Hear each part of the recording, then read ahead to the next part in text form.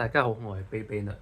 咁呢條片呢，講嘅就係雙殺天鵝，MFF 230TB。咁 TB 呢係一個無論係普通競技場啦，唔係或者係陀螺盤，或者係 COG 嘅陀螺盤呢，咁都係一個好好嘅持久型配置嚟嘅。咁尤其係配搭高嘅軸心嘅時候啦，咁可以話越高越好嘅。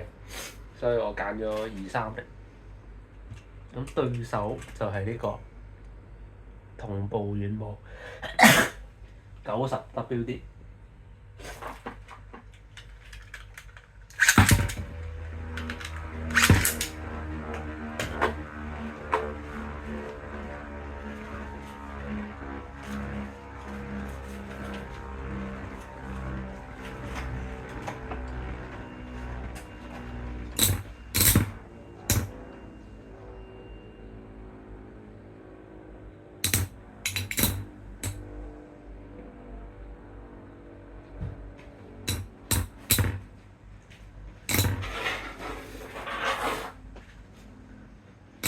如無意外呢，都係天鵝壓死元武㗎啦。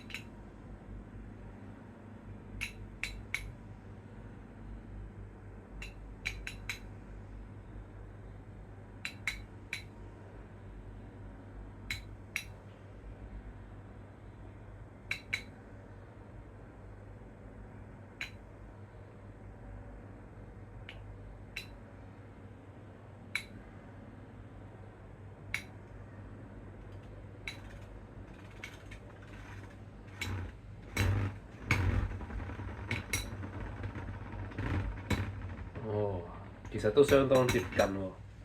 好，多謝收睇。